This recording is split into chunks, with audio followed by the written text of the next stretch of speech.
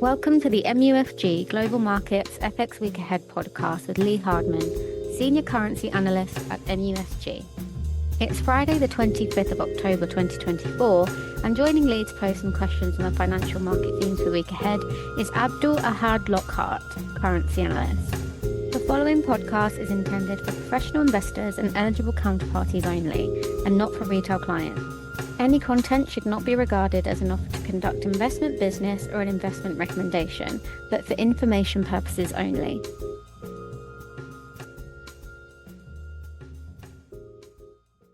Hi, Lee. Hi, Abdul-Ahad. So we've seen the US dollar strengthen for the fourth consecutive week. What has been driving this stronger US dollar? Yeah, we've seen certainly a strong run for the dollar this month. Like you said, we think there are kind of two main drivers for dollar strength. One is the recent run of stronger data that we've had for the US economy. We've had stronger, obviously, payroll data, CPI report and retail sales report for September, which is showing that the US economy is proving more resilient than many people had anticipated to higher rates. And that is encouraging market participants to scale back expectations for how quickly the Fed will continue to cut rates through the rest of this year. And then secondly, we think probably the most important driver for this recent dollar rebound, especially over the past week, has been the move by market participants to price in a higher probability of Donald Trump winning the US election and the Republicans also potentially taking control of Congress. That kind of red sweep scenario is viewed as potentially the most bullish outcome for the dollar from the US election, as that would allow Trump to put in place his policies for looser fiscal policy. And as we've seen over the past week, that has started to put some further upward pressure on US yields, particularly at the long end of the US yield curve. And that has fed through to dollar strength, particularly against the yen over the past week. So the yen has weakened sharply this month, prompting Japanese officials to verbally intervene in recent days. How does that impact your outlook for the yen? Yeah, like you said, Abdul-Ahad, over the last couple of days, we've had comments from Japanese officials indicating more concern over the one-sided price action that we've seen recently, where the yen has weakened sharply this month. We looked back at the price action, and if you look at how far dollar yen has risen this month, it's up about 6 to 7%. And if you look at kind of similar kind of time periods, the last time we saw this kind of move higher for dollar yen over a similar time period was all the way back in late August, early September of 2022. And then that was quickly followed up by intervention from Japan in September 2022 and also in October of that year as well. So certainly the price action already is indicating that Japan could step back into the market to intervene. And like you say, the comments we've had from officials in recent days have certainly heightened concern amongst participants that Japan could step back into the market. We'd still think, though, that in the very near term, it's unlikely they'll intervene ahead of the US election. From a kind of risk management perspective, it would make more sense for Japan to wait until we see the result of the US election. So if we do see Trump win and a red wave scenario, which the market's increasingly anticipating, that then could push dollar yen up higher back towards the highs from earlier this year. And at that point, see, Japan could at that point step in to the market again to buy the yen to provide support for the yen.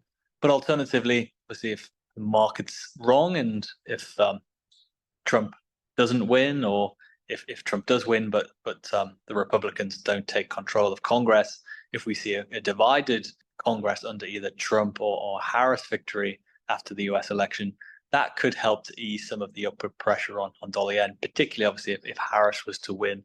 Then I think in that scenario, dollar yen could quickly reverse the recent gains we've seen for dollar yen. In terms of other developments, obviously to watch out for as well at the start of next week will be the results from the Japanese election this weekend on Sunday. Ahead of that election, we have seen some more political uncertainty in Japan, with recent polls suggesting that the LDP government may even fall short of securing a majority in the lower house. Our base case scenario still is that we think they will maintain a majority, but obviously a smaller majority than they currently hold. But we can't obviously completely rule out the risk that they could lose their majority. And if that was the case, we think at least initially that could trigger some further political uncertainty in Japan, bring into question new Prime Minister Ishiba's position. And that, I think, initially would be seen as a yen negative factor, which could trigger some further yen weakness at the start of next week. And then to round off the week as well, next Friday, we do have the BOJ's latest policy decision. We'll be watching that closely to see if the BOJ indicate that they'd be willing to bring forward their plans for further rate hikes. As we've seen over the past month since the last BOJ meeting, the yen has weakened significantly. That yen weakness, we think, could encourage the BOJ to bring forward plans for further rate hikes. So we're still sticking to our forecast for the next hike to be delivered in December. So Abdul-Ahad, I know you've been doing some work as well this week, looking at the latest FX option market flows this week. What do you think they show ahead of the US election? Yeah, thanks, Lee. With 11 days to go till the US election, we had a look at the FX options market in an attempt to interpret how market participants are viewing US election risk. So our analysis found that over the last couple of weeks, there has been a clear pickup in demand for US dollar calls, where market participants have ramped up bullish US dollar positions against other major currencies in anticipation of Trump winning the US presidential election next month.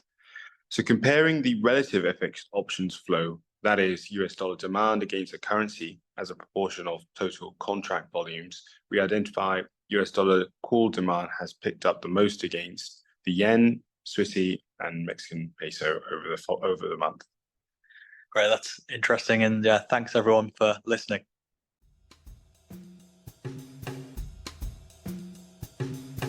Thank you for listening to this MUFG Global Markets podcast. Rate, review, and subscribe, and contact your MUFG sales rep for more information. Come back next week for more insights from the Global Markets research team.